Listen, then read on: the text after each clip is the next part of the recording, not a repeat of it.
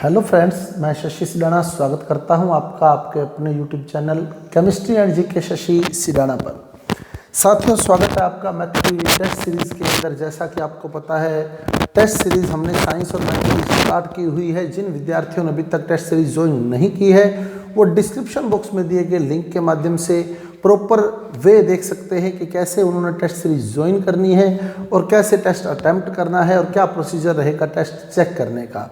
तो साथियों, यदि अभी तक आपने हमारे चैनल को सब्सक्राइब नहीं किया है तो सबसे पहले आप हमारे चैनल को सब्सक्राइब कर दीजिए, क्योंकि आपके लिए हमारे YouTube चैनल के ऊपर भरपूर मैटर उपलब्ध है। जो भी साथी कॉम्पिटिटिव एग्जाम्स की तैयारी कर रहे हैं उनके लिए जनरल साइंस के सभी वीडियो अवेलेबल है। मैथ चल रही है, जीके कुछ वीडियो डाले गए हैं, लेकिन आगे प्रॉपर वे के अंदर जो वीडियो हैं वो अपलोड किए जाएंगे। और हिंदी की टेस्ट सीरीज़ भी, हिंदी और साइको की टेस्ट सीरीज़ भी हम बहुत जल्द, जैसे ही साइंस और मैथ की टेस्ट सीरीज़ हमारी कंप्लीट होती है वैसे ही हम हिंदी और साइको की टेस्ट सीरीज भी स्टार्ट कर रहे हैं। तो शेयर कर दीजिए हमारे वीडियो को, सब्सक्राइब कर दीजिए हमारे यूट्यूब चैनल को। और अब मूव करते हैं हम हमारे टेस्ट 3 की डिटेल एक्सप्लेनेशन की ओर कि कैसे आपने क्वेश्चन सोल्व करने थे। टेस्ट 3 जो कि आपका लिया गया था 11 फरवरी, यानी कि आज शाम को 6 से 7 बजे के बीच आपका टेस्ट था। और अब हम डिस्कस करने जा रहे हैं इसकी आंसर की के साथ इसकी एक्सप्लेनेशन की क्वेश्चन कैसे आपने सोल्व करने थे। तो पहला क्वेश्चन जो है वो आपके पास है कि एक मोटरसाइकिल को 19,800 रुपये में बेचने पर 10% का लाभ होता है। मोटरसाइकिल को 19,800 रुपये में बेचने पर 10% का लाभ होता है। तो जब आपका प्रतिशत 10% या 20% आ जाए तो इसका क्रय मूल्य होगा। तो आप डायरेक्ट अपने ऑप्शन पर आए, जो आपके पास ऑप्शन दिए हुए हैं 4 ABCD। आप सीधा सोचें, 10% बहुत ईजी होता है। 10% का मतलब 10/100, 0 कैंसिल हो जाएगी। यानी जो रकम आपको दी हुई है आपने मल्टीप्लाई करना है 1/10 से, 1/10 से, यानी 10% से। 10% का मतलब 10/100 यानी 1/10 से। जो भी डिजिट आपको दी हुई है उसको आप लोग 1/10 से मल्टीप्लाई कर दें, आपके पास लाभ की वैल्यू आ जाएगी। क्योंकि देखो, फार्मूले में वैल्यू पुट करोगे, वैल्यू पुट करने के बाद सोचोगे, करोगे, इतना कॉम्पिटिटिव एग्जाम में आपको लोगों के पास ऑप्शन है और ऑप्शन में हम लोग बड़े आराम से पहचान सकते हैं। 10% का मतलब 10/100, 10/100 का मतलब 1/10। तो 1/10 से मल्टीप्लाई कर दें तो 17,820 को जब 1/10 से मल्टीप्लाई करेंगे तो 0 से 0 कट जाएगी, लाभ आएगा 1782। अब आप देखो 17,820 में, यानी क्रय मूल्य आपसे पूछा गया है, क्रय मूल्य में जब मैं लाभ जोड़ूं तो विक्रय मूल्य आता होता है। तो 17,820 में 1782 जोड़ूंगा तो क्या 19,800 बनेगा? नहीं बनेगा।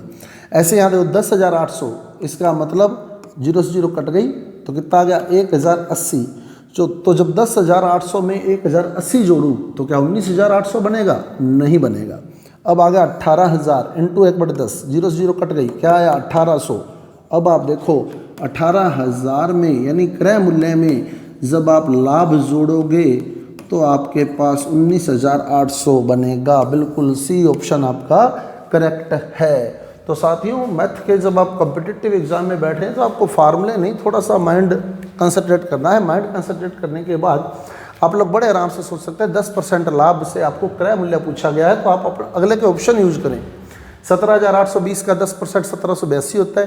तो 17,820 में 1782 जोड़ूंगा तो विक्रय मूल्य यानी 19,800 नहीं बनने वाला है। 10,800 का 10% 1,080 होता है। तो 10,800 में अगर मैं 1,080 जोड़ूंगा तो अभी 19,800 नहीं बनने वाला है। 18,000 का 10% 1,800 होता है और 18,000 में जब मैं 1,800 जोड़ूंगा तो बिल्कुल 19,800 बनने वाला है। तो मेरा पहले का आंसर आएगा C। तो इस तरह आप लोग सोल्व करें बिना फार्मूले के। फार्मूले का प्रयास मत करें, क्योंकि फार्मूले का अगर फार्मूला लगाऊं तो मैं क्या मानूंगा? मान लो क्रय मूल्य है 100, इसी तरह अपने करते हैं। मान लो क्रय मूल्य है 100, कितने लाभ पर बेचा? 10% के। तो 100 का 10% यानी 10 रुपये। तो इसका मतलब विक्रय मूल्य होगा कितना? 110 रुपये। क्रय मूल्य 100 तो विक्रय मूल्य आपको पता लग गया कितना? 110 रुपये। आप अब हिसाब लगाएंगे, विक्रय मूल्य 110 रुपये है तो क्रय मूल्य कितना होगा? 100 रुपये होगा। विक्रय मूल्य 1 रुपये है तो क्रय मूल्य 100/110 रुपये होगा। और क्योंकि विक्रय मूल्य 19,800 रुपये है तो क्रय मूल्य होगा 100/110 इंटू 19,800। तो इस तरह आप सोल्व करेंगे, 0 से 0 कट गई, अब काटेंगे 11 एकम 11, पीछे बचा 8, 11 88, फिर 1 0, तो 180 को 100 से गुना करेंगे तो 18,000 आएगा। तो मेथड तो ये है, लेकिन मेथड को यूज ना करें, सीधा सोचे 10% का लाभ हुआ है तो क्रय मूल्य आपसे पूछा गया, अगले के ऑप्शन यूज करें। 17,820 का 10% 1782 जोड़ेंगे, 10,800 का 10% 1,080 जोड़ के देख लो, 18,000 का 10% 1,800 अब जोड़ के देख लो तो 19,800 रुपये बन जाएगा आपके पास। तो इस तरह हमारे पास पहला क्वेश्चन सोल्व होगा, जिसमें आंसर आने वाला है आपका कितना, 18,000 रुपये। तो क्रय मूल्य है 18,000 रुपये। अब मूव करते हैं हम हमारे सेकंड क्वेश्चन की ओर। किसी खिलौने को 450 रुपये में बेचने पर हुआ लाभ, कितने में बेचा, विक्रय मूल्य कितने में बेचा है, 450 रुपये में। किसी खिलौने को 450 रुपये में बेचने पर जो लाभ हुआ वो 320 रुपये में बेचने पर हुई हानि से 30 रुपये ज़्यादा है। यानी 450 में बेचे तो जो लाभ हुआ है, इससे जो लाभ हुआ है वो 320 रुपये में बेचने पर जो हानि हुई है, उस हानि से ये लाभ जो है वो 30 रुपये ज़्यादा है, 30 रुपये ज़्यादा है। अब भी आप ऑप्शन यूज करें इसके, देखो कैसे। क्रय मूल्य आपसे पूछा गया है, 350 रुपये क्रय मूल्य है, कितने में बेचा, 450 में, 450 में, तो लाभ हुआ कितना, 100 रुपये का। अगर वो 320 रुपये में बेचता तो हानि होती कितनी, 30 रुपये की। क्या लाभ जो है वो हानि से 30 रुपये ज़्यादा है, नहीं, कितने रुपये ज़्यादा है, 70 रुपये ज़्यादा है। उसके ऑप्शन देखें आप लोग। अब 370 सोचो, क्रय मूल्य दिया हुआ अगले ने कितना, 370, तो अब मैं क्रय मूल्य पर चल रहा हूँ, कितना है क्रय मूल्य, 370। अगर इसको पहले देखो कितने में बेचा, 450 में, 450 में बेचे तो लाभ हुआ 80 रुपये का, 80 रुपये का लाभ। 320 में बेचे, 320 में तो हानि हुई 50 रुपये की, 50 रुपये हानि। तो क्या जो लाभ है वो हानि से 30 रुपये ज़्यादा है, बिल्कुल ज़्यादा है। लाभ 80 रुपये का था, हानि 50 रुपये की थी, इसका मतलब लाभ जो है वो हानि से 30 रुपये ज़्यादा है। तो इसका मतलब आपका सेकंड ऑप्शन जो है वो यहाँ करेक्ट है। तो 370 रुपये आपके दूसरे प्रश्न का आंसर आएगा, 370 रुपये। अब मूव करते हैं हम हमारे तीसरे क्वेश्चन की। तो हमारा जो थर्ड क्वेश्चन था, किसी वस्तु को 19 रुपये 50 पैसे में बेचने पर, यानी 19.50 रुपये में बेचने पर 30% लाभ होता है। कितना प्रतिशत, 30% लाभ होता है। तो इस वस्तु पर 40% लाभ कमाने के लिए विक्रय मूल्य में कितनी वृद्धि करनी होगी, विक्रय मूल्य में कितनी वृद्धि करनी होगी, कितना लाभ कमाना है, 40%। 19.5 रुपये में बेचा है तो कितना लाभ हुआ है, 30% का लाभ कमाना है, कितने प्रतिशत का, 40% का। तो इसको दो तरीके से हम लोग हल कर सकते हैं, दो तरीके से इसको हम लोग हल कर सकते हैं। कैसे कैसे देख लें। पहले तो मान लें क्रय मूल्य x है, x है, और क्रय मूल्य में अगर मैं लाभ जोड़ दूं तो मेरे पास विक्रय मूल्य निकल जाएगा। क्रय मूल्य में अगर मैं लाभ जोड़ दूं तो विक्रय मूल्य निकल जाएगा। तो क्रय मूल्य में लाभ कितना हुआ, 30% का। तो क्रय मूल्य x का 30% यानी 30x/100 जोड़ूं तो विक्रय मूल्य यानी कि 19.5 रुपये बन जाएगा। क्लियर। किसी माना किसी वस्तु का जो क्रय मूल्य x है, लाभ हुआ 30%, तो x का 30% यानी 30x/100 और क्रय मूल्य और लाभ जोड़े तो विक्रय मूल्य के बराबर हो जाएगा। तो x + 30x/100 बराबर 19.5। एलसीएम लेंगे तो कितना आने वाला है, 100। अब ये बन गया आपके पास 100x + 30x बराबर 19.5। तो आपके पास आ गया 130x बराबर 19.5 × 100 यानी कि x बराबर 1950। ये वाला 130 बाद में चला जाएगा, बट्टे 130 बराबर 15 रुपये। सोल्व करेंगे तो आपका x जो है वो 15 रुपये आ जाएगा। यानी क्रय मूल्य जो है वो आपका कितना आ गया, 15 रुपये। कितना आ गया, 15 रुपये। अब आपने कितना लाभ कमाना है, 40%। तो 15 का 40% अगर आप निकाल लेंगे, 15 × 40/100 तो यानी 0 से 0 कट गई, 15 × 60, 60/10 यानी 6 रुपये का लाभ कमाना है। क्रय मूल्य कितना है 15, लाभ कितना कमाना है 6 रुपये का, तो विक्रय मूल्य कितना होगा 21।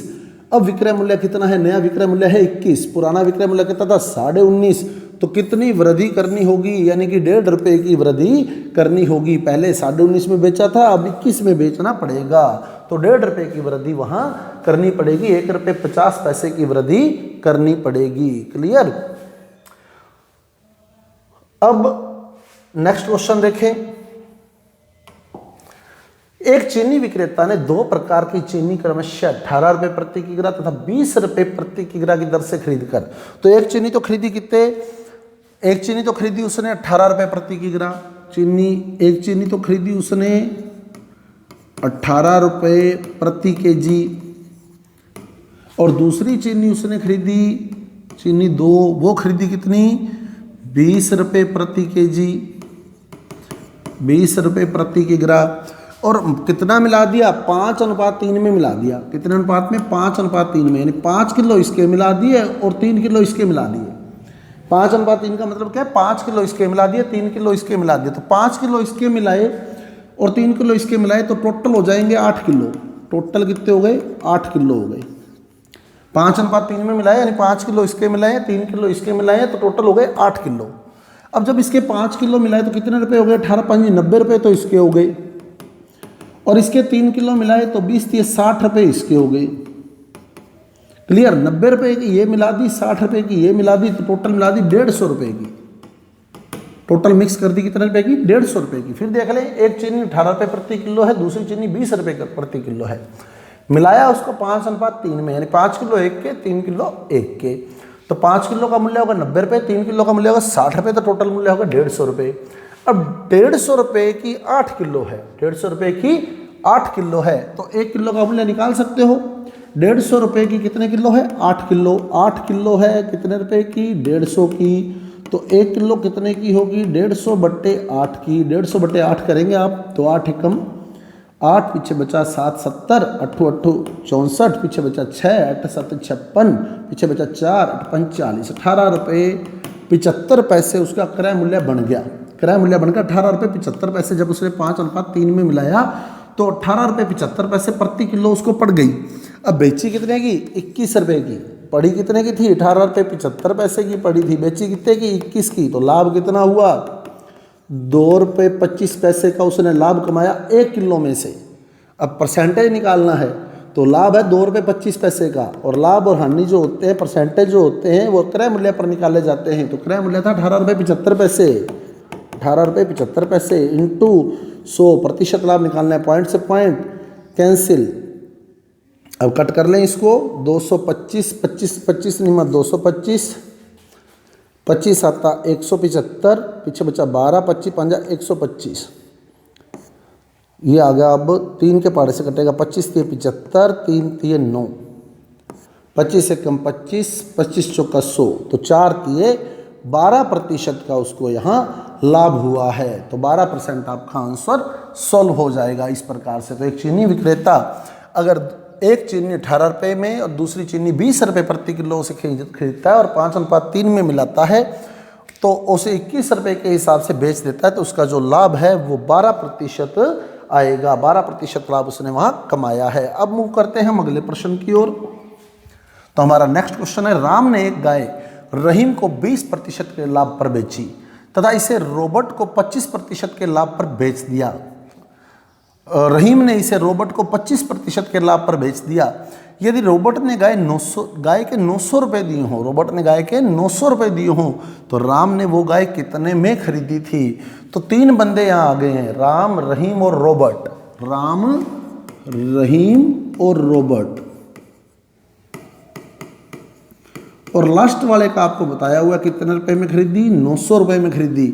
इसने लाभ कितना कमाया, 20% लाभ तो इसने कमा लिया। इसने लाभ कितना कमाया, 25% लाभ इसने कमा लिया। अब इसने खरीदी 900 रुपये की। अब मान लो इसका रुपए पूछे हुए हैं आपसे, मान लो अगर ये 100 रुपये की खरीदता, सपोज कि ये 100 रुपये की खरीदता, तो 20% लाभ कमाकर इसको 120 की बेचता। कि 100 का 20% निकालोगे तो 20 रुपये आएगा, तो 20 रुपये ऐड कर लो, तो क्रय मूल्य प्लस 20 ऐड करोगे तो उसका विक्रय मूल्य 120 रुपये आ गया। अब रहीम ने उस पर 25% लाभ कमाया। रहीम ने कितना लाभ कमाया? 25%। तो 120 का 25% निकालोगे तो 30 रुपये आएगा। तो फिर इसने बेच दी 150 रुपये की। कितने रुपए की? 150 रुपये की, 150 रुपये की। ये अपने 100 रुपये के हिसाब से देख लिया। अगर इसने मान लो 100 रुपये की खरीदी तो 20% लाभ कमाकर 120 की बेच दी।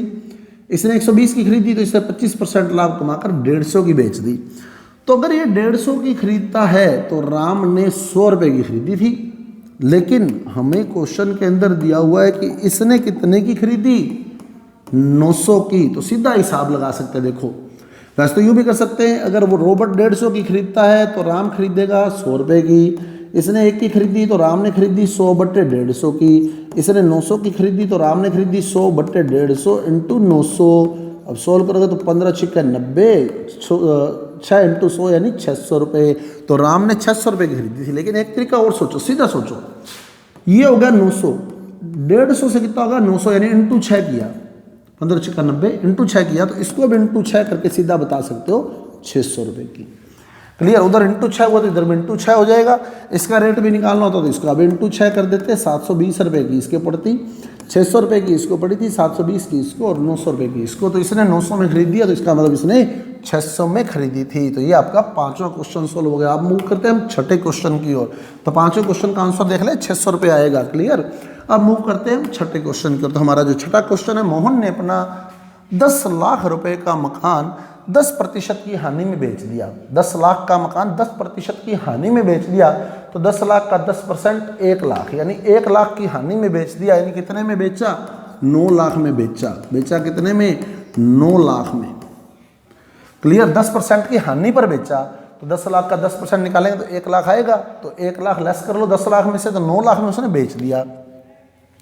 और वो 9 लाख में खरीदा किसने? मोहन ने। और राम ने, मोहन ने अपना 10 लाख का मकान राम को बेच दिया 10% की हानि पर। यानी राम को उसने 9 लाख में बेच दिया। राम को बेच दिया कितने में? 9 लाख में। अब राम ने वही मकान वापस मोहन को बेच दिया 10% के लाभ पर। 10% के लाभ पर कितने में खरीदा था राम ने? 9 लाख में। अब 9 लाख का 10% निकालेंगे तो 90,000 आएगा। कितना आएगा?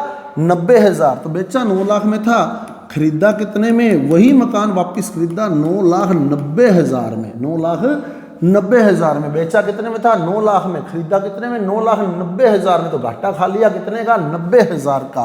तो इसका मतलब मोहन को 90,000 रुपये की हानि हुई।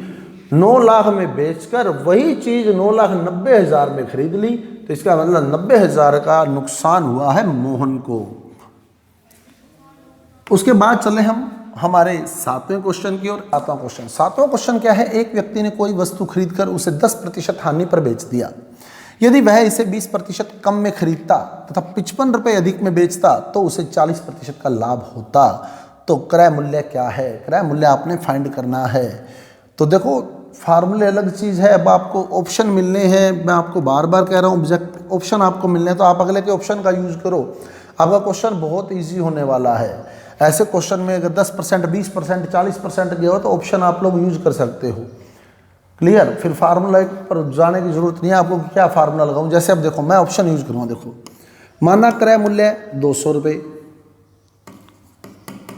क्रय मूल्य 200 रुपये। इधर मैं विक्रय मूल्य लिखूंगा। देखो पहले ऑप्शन में क्रय मूल्य 200 रुपये, 10% की हानि पर बेच दिया।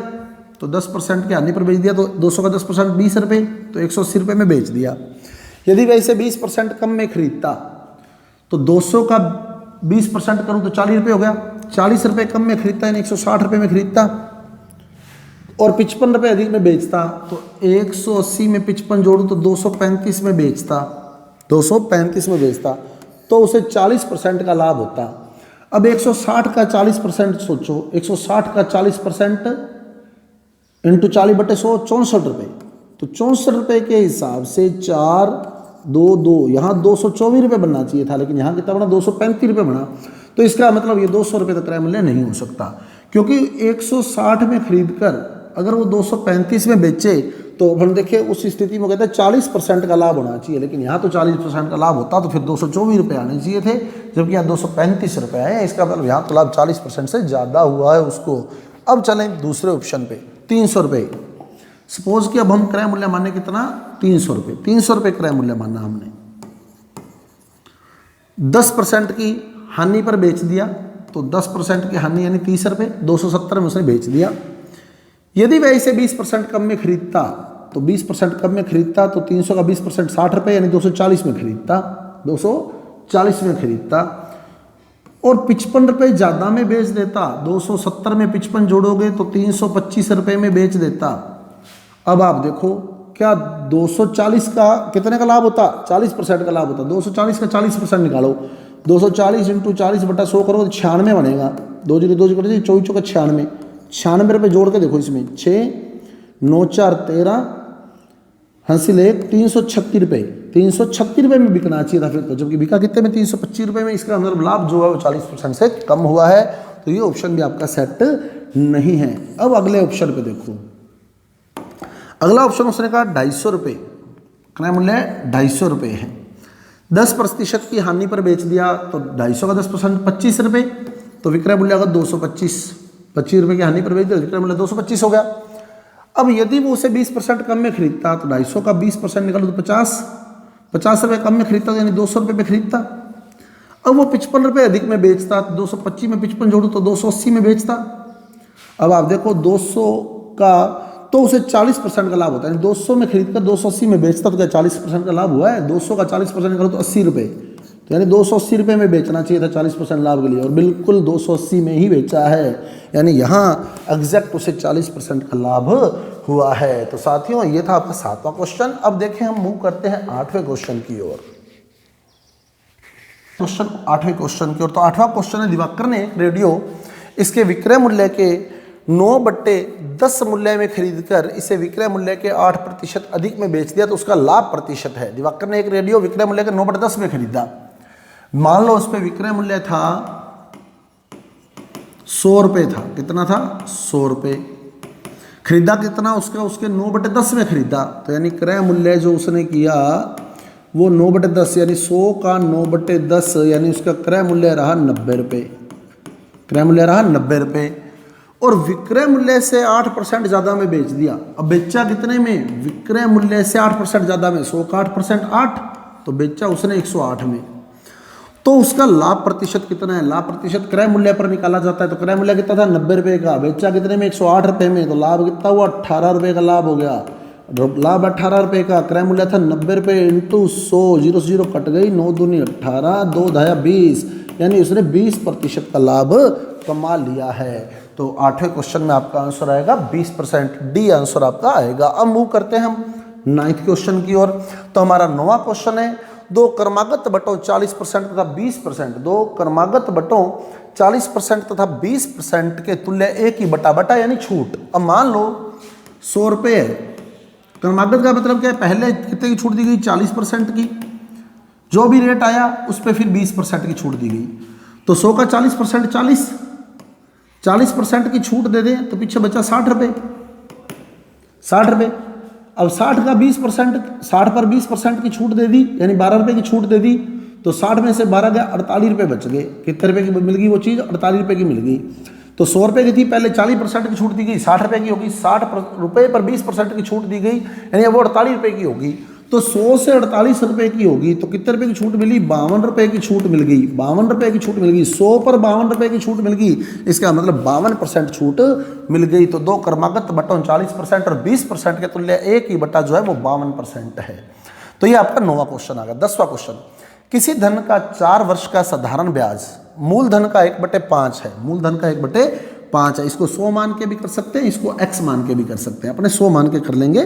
तो साधारण ब्याज का जो सूत्र आता है, साधारण ब्याज बराबर मूलधन इंटू साधारण ब्याज बराबर मूलधन इंटू समय इंटू दर बटे 100, ये सूत्र होता है साधारण ब्याज का।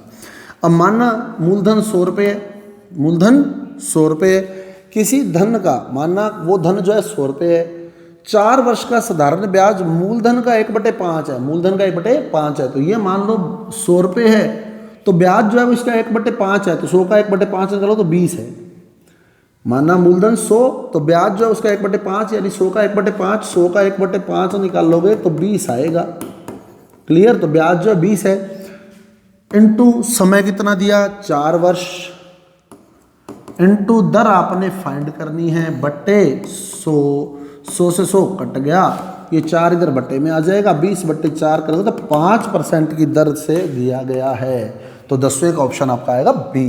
तो 10वें क्वेश्चन का आंसर आएगा सेकंड ऑप्शन 5%। अब चलें, यदि किसी धन पर 5% वार्षिक दर से 3 वर्ष का साधारण ब्याज 1200 रुपये है, साधारण ब्याज कितना है 1200 रुपये, तो इसी धन का इसी दर से इसी समय का चक्रवृद्धि ब्याज क्या होगा। तो पहले तो वो धन ज्ञात कर लें, क्योंकि उसने कहा किसी धन ब्याज आपको दिया हुआ है, समय आपको दिया हुआ है, दर आपको दी गई है, तो आप वो धन ज्ञात कर सकते हैं। तो ब्याज बराबर साधारण ब्याज बराबर यानी 1200 बराबर मूलधन, मूलधन माना x इंटू समय, समय आपको दिया 3 वर्ष, इंटू दर, दर दी गई 5/100।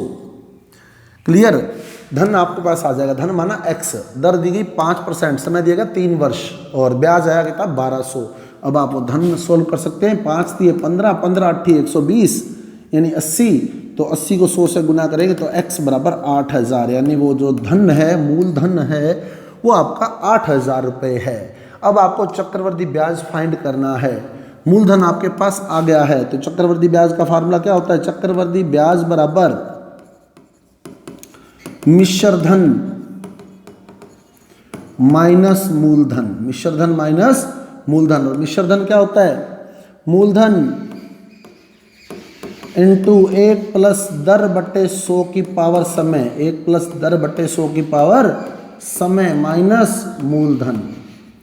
तो मिश्र धन जो होता है मूलधन इंटू 1 प्लस दर बटे 100 की पावर समय। अब मूलधन कितना है 8000, 8000, दर वही है, दर कितनी थी 5%, तो 1 प्लस 5/100, 1 प्लस 5/100 यानी 105/100, 105/100 की पावर कितनी, पावर समय, समय कितना है 3, तो की पावर 3 मतलब इंटू 105/100 इंटू 105/100 माइनस मूलधन कितना था 8000, 8000।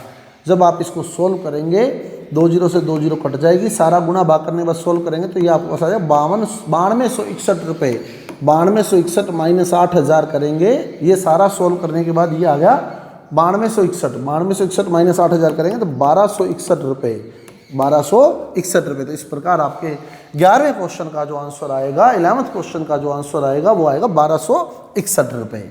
अब मूव करते हैं हम हमारे 12th क्वेश्चन की ओर। हमारा जो 12th क्वेश्चन था, एक व्यक्ति ने 800 रुपये 10% दर से साधारण ब्याज पर उधार लिए, 10% की दर से 800 रुपये उसने साधारण ब्याज पर उधार लिए और आगे उसने चक्रवृद्धि ब्याज पर उधार दे दिया। 2 वर्ष के अंत में उसका लाभ, यानी 2 वर्ष के लिए उसने साधारण ब्याज से उधार लिया और चक्रवृद्धि ब्याज पर उधार दे दिया। तो पहले तो उसका ब्याज फाइंड कर लो, खुद को कितना ब्याज लगेगा, फिर चक्रवृद्धि ब्याज फाइंड कर लो, दोनों का जो अंतर होगा वो उसका लाभ होगा। तो पहले तो साधारण ब्याज का सूत्र क्या है, साधारण ब्याज बराबर मूलधन, मूलधन कितना है 800 इंटू समय 2 वर्ष का, दर कितनी थी 10/100, 0 से 0 कैंसिल, 8 दूनी 16 है 160, तो 160 रुपये ब्याज उसको लग गया, साधारण ब्याज जो उसको लगा। अब उसने आगे दिया चक्रवृद्धि ब्याज से, तो चक्रवृद्धि ब्याज बराबर, चक्रवृद्धि ब्याज बराबर मिश्र धन, मिश्र धन क्या होता है मूलधन, मूलधन कितना है 800 रुपये इंटू 1 प्लस दर बटे 100, दर कितनी है 10%, तो 1 प्लस 10/100 करोगे तो 110/100 की पावर समय, समय कितना है 2 वर्ष, यानी इसको 2 बार लिख दो, 110/100 2 बार लिख दिया इसको, क्लियर, ये 2 बार लिख दिया 110/100, 110/100 माइनस मूलधन, मूलधन कितना है 800। अब इसको सोल्व कर लो, 2 जीरो से 2 जीरो कैंसिल, 2 जीरो से 2 जीरो कैंसिल, 11 11 121, 121 को 8 से गुना करेंगे 121 को अगर 8 से गुना करूँ तो आ जाएगा 12 ठीक 96, 96 और 8 968, 968 माइनस 800 तो करूँगा 168। पहले ब्याज कितना लगा 160 रुपये, अब ब्याज कितना लगा 100 दिया 160 रुपये, लिया 168 रुपये, तो 8 रुपये का उसको फायदा हो गया। तो 12वें क्वेश्चन में 8 रुपये का लाभ उसने कमा लिया है। तो उसने जो ब्याज दिया वो साधारण ब्याज दिया 160 रुपये, लेकिन उसने आगे उस पे ब्याज पर चढ़ा दिया चक्रवृद्धि ब्याज पर, और चक्रवृद्धि ब्याज जो उसने लिया वो 168 रुपये। तो इस प्रकार उसने 8 रुपये का फायदा जो है वो कमा लिया है। तो इस प्रकार 12वें क्वेश्चन का आंसर जो आपके पास आएगा वो आएगा 8 रुपये। अब चले हम 13वें क्वेश्चन पर। 13वां क्वेश्चन हमारा क्या कहता है, किस धन पर, धन वो आपने ज्ञात करना है, किस धन पर 8% वार्षिक दर से 3 वर्ष का साधारण ब्याज, 8% वार्षिक दर से 3 वर्ष का साधारण ब्याज 400 रुपये पर 10% वार्षिक दर से 2 वर्ष के चक्रवृद्धि ब्याज का आधा होगा। साधारण ब्याज जो है वो चक्रवृद्धि ब्याज का आधा होगा। तो पहले तो चक्रवृद्धि ब्याज ज्ञात करो, चक्रवृद्धि ब्याज ज्ञात करो, उसका आधा साधारण ब्याज है। तो अब देख लेते हैं अपने, फिर वो धन हमने फाइंड करना है। तो पहले तो चक्रवृद्धि ब्याज ज्ञात करो। चक्रवृद्धि ब्याज क्या है? मूलधन इंटू 1 प्लस दर बटे 100, दर कितनी है 10%, 1 प्लस दर बटे 100 यानी 1 प्लस 10 बटे 100 यानी 110 बटे 100, 110 बटे 100। समय कितना है 2 वर्ष, यानी 2 बार लिख दो 110 बटे 100 माइनस 400। मूलधन इंटू 1 प्लस दर बटे 100 की पावर समय माइनस मूलधन। अब 2 जीरो से 2 जीरो कट गई, 2 जीरो से 2 जीरो कट गई, 11 11 121, 121 को 4 से गुना किया तो 484, 484 माइनस 400 यानी 84 रुपये ब्याज आ गया। चक्रवृद्धि ब्याज आ गया 84 रुपये, 84 रुपये। साधारण ब्याज जो है वो उसका आधा है, तो 84 का आधा आपने। साधारण ब्याज क्या होता है? साधारण ब्याज बराबर मूलधन इंटू समय इंटू दर बटे 100। तो मूलधन आपने ज्ञात करना है और समय आपको दिया है 2 वर्ष का, 3 वर्ष सॉरी 3 वर्ष का, 3 वर्ष का समय आपको दिया 3 वर्ष का, दर आपको दिया 8% जो कि चक्रवृद्धि ब्याज का आधा है। चक्रवृद्धि ब्याज 84 था तो 42 है। अब सोल्व कर लो इसको, 3 एकम 3 14 तो ये 42 और 2 से कट गया 7 दूनी 14, 4 दूनी 8, 25 से कट गया 25 चौका 100 और ये मल्टीप्लाई 25 7 175। तो इस प्रकार आपका आंसर आ जाएगा सी, 13वें का सी 175 रुपये। तो इस प्रकार 13वें का आंसर आ गया आपका सी 175 रुपये। अब मूव करें हम 14वें क्वेश्चन पर। 14वां क्वेश्चन हमारा क्या कहते हैं? देखो बहुत ही बढ़िया क्वेश्चन है 14वां क्वेश्चन, 8000। तो अब देखें हम 14वां क्वेश्चन। हमारा 14वां क्वेश्चन क्या कहता है? 8000 रुपये पर 20% वार्षिक दर से 1 वर्ष के छमाही दे तथा तिमाही दे के चक्रवृद्धि ब्याजों में अंतर। तो चक्रवृद्धि ब्याजों में अंतर निकालना है छमाही दे और तिमाही दे में। छमाही दे है कितने? 1 वर्ष के लिए। जब 6 महीने बाद आपने ब्याज देना है तो इसका मतलब 1 वर्ष में आपको 2 बार देना पड़ेगा वो ब्याज। क्लियर? तो यानी जो समय हम लिखते हैं वर्ष में वो वार्षिक दे होता है। अब ब्याज आपको 2 बार देना पड़ेगा तो यानी समय 2 बार आ जाएगा, तो पावर 2 लगेगी, जो समय होगा वो 2 लगेगा। तिमाही दे है तो 1 साल में आपको वो ब्याज 4 बार देना पड़ेगा, यानी 4 बार ब्याज देना पड़ेगा, यानी वो पावर 4 लगेगी। जहाँ समय है पावर समय 4 बार 4 लगेगी वहाँ पावर। और वार्षिक दर 20% है तो छमाही दर जो हो जाएगी वो 10% हो जाएगी और तिमाही दर जो हो जाएगी वो 5% हो जाएगी। क्लियर? वार्षिक दर जो है यानी 12 महीने के लिए जो दर है वो 20% है, तो 6 महीने के लिए कॉमन सी बात है आधी दर लगेगी 10% और 3 महीने के लिए चौथा हिस्सा यानी कि 5% दर लगेगी, क्योंकि 3 महीने जो है वो 1 वर्ष का चौथा हिस्सा ही है, तो 20% का चौथा हिस्सा यानी 5% ही दर वहाँ लगने वाली है। अब चक्रवृद्धि ब्याज देखें पहले छमाही वाला चक्रवृद्धि ब्याज अगर हम देखें तो चक्रवृद्धि ब्याज का सूत्र मूलधन इंटू 1 प्लस दर बटे 100, दर है 10%, दर 10%, 1 प्लस दर बटे 100 यानी 110 बटे 100 पावर 2, तो 110 बटे 100 इंटू 110 बटे 100 माइनस मूलधन यानी 8000। क्लियर? तो ये आ जाएगा आपका 9680। इसको मल्टीप्लाई 2 जीरो से 2 जीरो कट जाएंगी, फिर 2 जीरो से 2 जीरो कट जाएंगी, मल्टीप्लाई करो 9680 माइनस 8000, तो ये बन जाएगा आपका 1680 रुपये। तो छमाही ब्याज बना 1680 रुपये। अब तिमाही ब्याज देखें, तिमाही ब्याज हम देखें तो मूलधन 8000 इंटू 1 प्लस दर बटे 100, तो दर है 5 तो 1 प्लस दर बटे 100 यानी 105 बटे 100 इंटू 4 बार है तो 105 बटे 100 इंटू 105 बटे 100 इंटू 105 बटे 100 माइनस मूलधन यानी 8000। तो ये चक्रवृद्धि ब्याज बन जाएगा 3 महीने का। इसको आप मल्टीप्लाई करोगे तो ऑलमोस्ट आपके पास 9724 रुपये 5 पैसे आएगा। 9724 रुपये 5 पैसे में से आप 8000 घटाओगे तो आपके पास बन जाएगा 1724 रुपये 5 पैसे। तो अब ब्याज है 1724 रुपये, पहले ब्याज था 1680 रुपये, तो 1724 अंतर निकालना है। 1724 माइनस 1680 करोगे तो 44 रुपये का डिफरेंस आपको मिलेगा। तो इस प्रकार आपका 14 क्वेश्चन आंसर आ जाएगा सी। 14 क्वेश्चन आंसर सी। अब 15वां क्वेश्चन और अंतिम क्वेश्चन आपका इस टेस्ट का। 15 क्वेश्चन क्या कहता है देखो, 15 क्वेश्चन, कोई धन चक्रवर्ती ब्याज की निश्चित दर से, दर अभी नहीं पता है, निश्चित दर फिक्स दर है, 4 वर्ष में दुगना हो जाता है। 4 वर्ष में दुगना हो जाता है। कोई भी धन है, मान लो धन x है, तो 4 वर्ष में वो दुगना हो गया, यानी 2x हो गया। कितने वर्ष में? 4 वर्ष में। और वर्ष कहाँ लिखते हैं हम? पावर में। वर्ष लिखते हैं पावर में, और धन होगा दुगना। अब देखो सिंपल सा क्वेश्चन है, फार्मूले लगाने की जरूरत नहीं है, कुछ भी होता, दर कोई भी होती, तो जो पावर में समय था, अपने को मिश्र धन अगर देखें, मूलधन अगर x था तो मिश्र धन हो गया 2x, मिश्र धन हो गया 2x। क्लियर? इधर मूलधन कितना था? x, 1 प्लस दर बट्टे 100, 1 प्लस r बट्टे 100, r यानी रेट, रेट यानी दर, तो x से x कट गया, यानी 1 प्लस r बट्टे 100 की पावर समय, और समय कितना है? 4 वर्ष। 4 वर्ष में वो हो गया कितना? दुगना। 4 वर्ष में दुगना हो गया, तो 8 गुना आपने करना है। कितना गुना करना है? 8 गुना। अभी कितना हुआ है? दुगना। तो फिर इंटू 2 करूं तो इंटू ये भी आ जाएगा, 1 प्लस r बट्टे 100 की पावर 4। तो अभी तो 4 गुना ही हुआ है, कितने गुना करना है? 8 गुना। 8 गुना करना है, अभी तो 4 गुना ही हुआ है, तो इंटू 2 कर लूँ, 2 इंटू 2 इंटू 2, तभी 8 बनेगा। इंटू 2 कर लूँ तो ये 1 प्लस r बट्टे 100 की पावर 4 इंटू में फिर आ जाएगा। क्लियर? अब आपको क्या करना है, कितने समय बाद, ये पूछा इसी कितने वर्षों में, यानी कितने समय बाद ये 8 गुना होगा। तो अब देखो समय कहाँ लगता है? पावर में।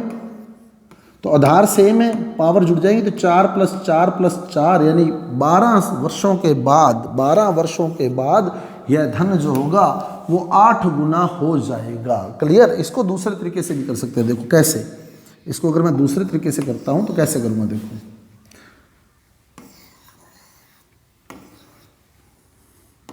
अब देखिए, इसको सेकंड तरीके से अगर मैं करूं तो मैं क्या लिखूंगा, 1 प्लस दर बट्टे 100 की पावर 4 बराबर 2। सही है, क्योंकि यहाँ मूलधन, यहाँ मिश्र धन होगा दुगना, तो x से x कट जाएगा। 1 प्लस r बट्टे 100 की पावर 4 बराबर 2, कितने गुना करना है? 8 गुना। तो 1 प्लस दर बट्टे 100 की पावर समय आपने ज्ञात करना है, और यहाँ कितने गुना करना है? 8 गुना करना है। तो 8 गुने का मतलब ये कितना था? आधार 2, ये आधार कितना है? 8। तो अगर मैं 8 को 2 में बदलूँ तो मैं लिखूंगा क्या? 2 की पावर 3, 2 की पावर 3, 2 की पावर 3। अब आधार ये आ गया, तो इसका आधार भी यही लिख लो, 1 प्लस r बट्टे 100 की पावर 4। इसकी पावर कितनी कर दी? 3 कर दी, तो 8 बन जाएगा। इसकी पावर भी 3 कर दो, 4 3 12 बन जाएगा। तो 12 वर्ष बाद वो 8 गुना हो जाएगा। तो इस तरह से भी इसको सॉल्व कर सकते हैं। तो साथियों, ये था हमारे आज के टेस्ट का एक्सप्लेनेशन। यदि आपको हमारा वीडियो समझ आया है, अच्छा लगा है, तो कृपया हमारे वीडियो को लाइक कीजिए, शेयर कीजिए और हमारे चैनल को सब्सक्राइब कीजिए। मिलते हैं अगले वीडियो के साथ। धन्यवाद।